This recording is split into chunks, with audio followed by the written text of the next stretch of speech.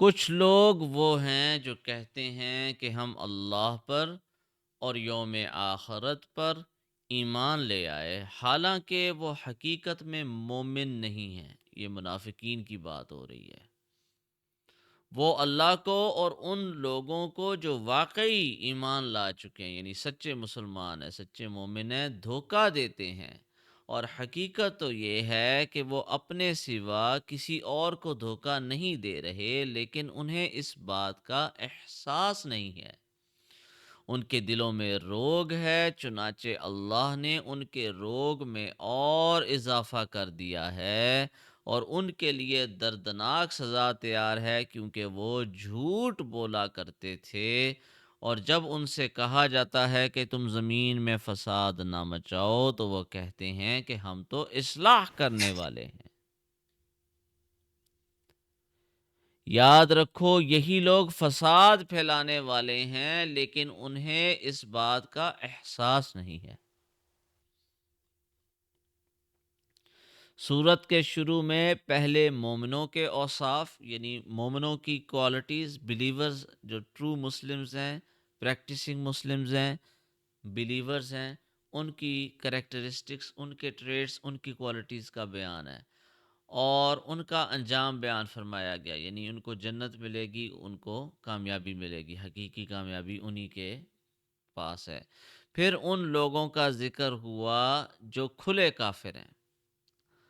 اب یہاں سے ایک تیسرے گروہ کا بیان ہو رہا ہے، جسے منافق کہا جاتا ہے۔ منافق جو ہے وہ چھپا ہوا کافر ہوتا ہے، یعنی اندر سے، دل سے کافر، اور ظاہری طور پہ وہ مسلمان اپنے آپ کو شو کراتا ہے، اور مسلمانوں کے درمیان میں رہ کر اسلام کو نقصان پہنچاتا ہے۔ یہ سب سے زیادہ خطرناک کافر ہوتا ہے۔ یہ لوگ ظاہر میں تو اپنے آپ کو مسلمان کہتے تھے، مگر دل سے مسلمان نہیں ہوئے تھے۔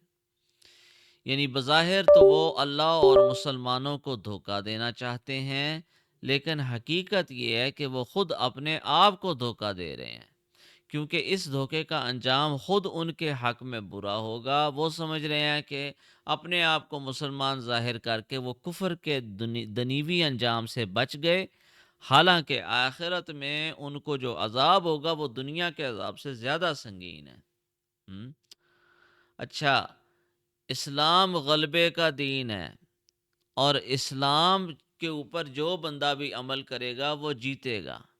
اگر مسلمان بحیثیت امت کے، بحیثیت قوم کے، کلیکٹیولی دین پہ عمل کریں گے، تو دنیا میں حکومت مسلمانوں کی ہوگی۔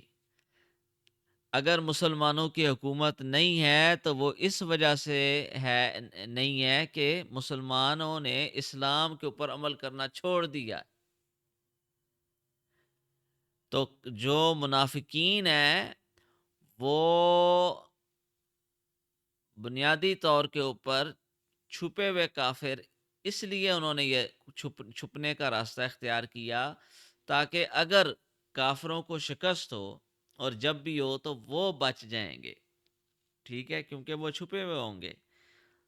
لیکن اصل میں وہ اپنے آپ کو دھوکہ دے رہے ہیں، کیونکہ جو قیامت کے دن اور اس کے بعد کا جو عذاب ہے اور قبر کا عذاب ہے، وہ دنیا کے اندر جو کافروں کو سزا ملے گی یا مل رہی ہے، اس سے کئی گنا زیادہ خطرناک ہے۔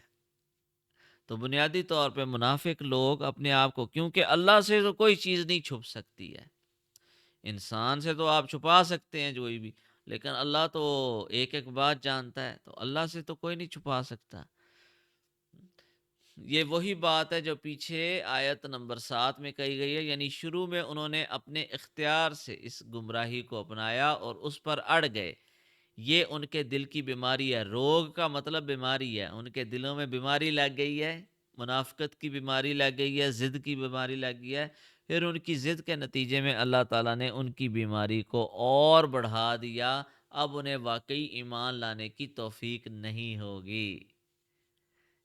جو بندہ جان بوجھ کر اسلام کے خلاف ورزی کرے، حالانکہ وہ جانتا ہے اسلام سچا دین ہے، اس کے باوجود وہ اسلام کے دشمنی میں لگ پڑے، اور تو اللہ تعالیٰ اس کے دل پہ مہر لگا دیتا ہے، جس کا مطلب یہ ہے اس کی سوچنے سمجھنے کی صلاحیت ختم ہو جاتی ہے۔ پھر دین کی بات اس کو سرے سے پہلے تو سمجھ آ رہی تھی، لیکن وہ جان بوجھ کے اس نے انکار کر دیا ماننے سے۔